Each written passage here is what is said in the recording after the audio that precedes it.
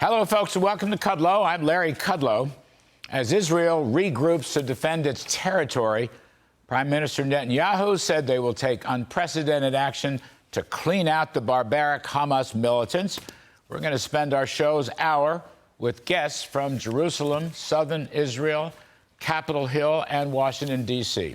But first up, President Biden has said, and I quote, "The U.S. stands with Israel. We will not ever fail to have their back. My administration's support for Israel's security is rock solid and unwavering," end quote. This is all for the good in Israel's great hour of need. All for the good by Biden.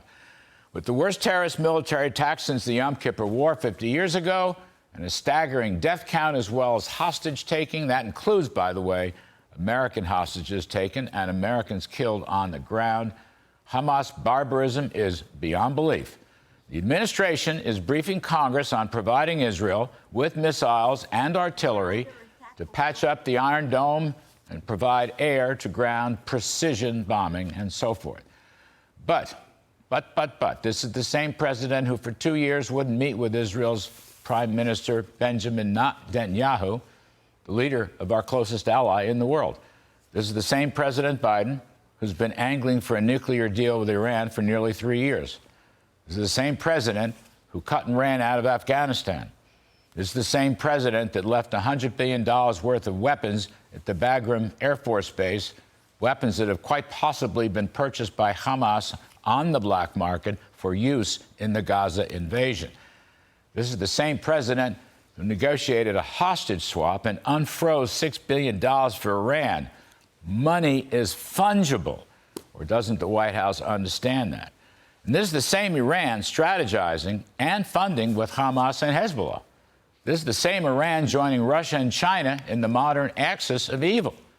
And so the question is, when will the United States punish Iran?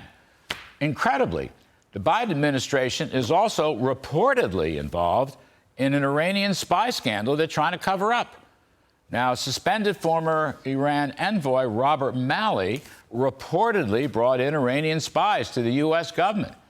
First at the State Department, now the Pentagon, a woman named Ariane Tabatabai, who was the chief of staff to the Assistant Secretary of Defense for Special Operations, Christopher Mayer.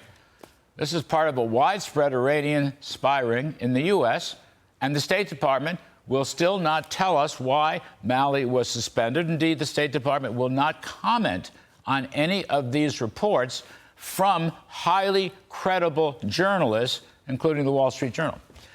But let's remember, former President Donald Trump took out ISIS leader al-Baghdadi. And let's also remember that former President Trump took out Qasem Soleimani, the top bad guy in Iran.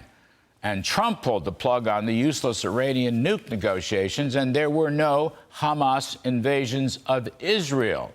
Think of that. In contrast, on day 2 of this wartime crisis, President Joe Biden has yet to address the nation to lay out all of our American plans to defend our great ally, Israel. But former House Speaker Kevin McCarthy gave a blockbuster speech today on the floor of the House in support of Israel. It's the kind of speech Biden should have given. The House needs a speaker to beef up Israeli defense funds. Well, I suggest Kevin McCarthy, who should never have been brought down in the first place. McCarthy is demonstrating something called leadership. Think about that, Republicans.